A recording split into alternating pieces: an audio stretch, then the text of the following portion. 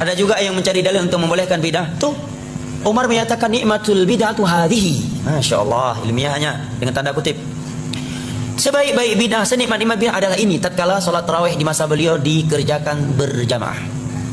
Jawaban kita, itu Umar. Pertama kita jawab, biar lebih telak lagi.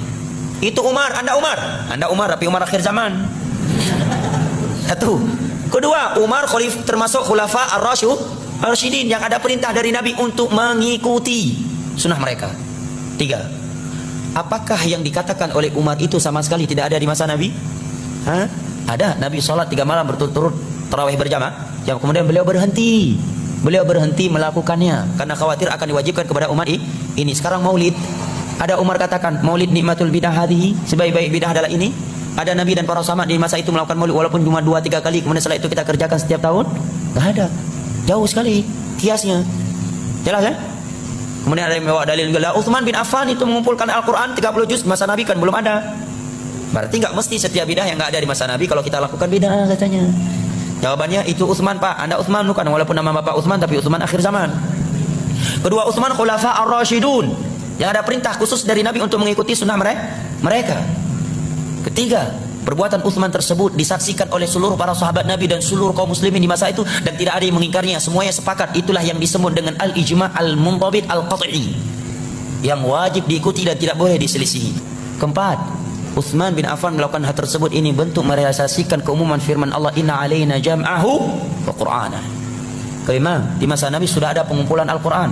Beliau mencontohi itu. Hanya saya pengumpulan Al-Quran di masa Nabi tidak sempurna 30 juz dalam sebuah mushaf.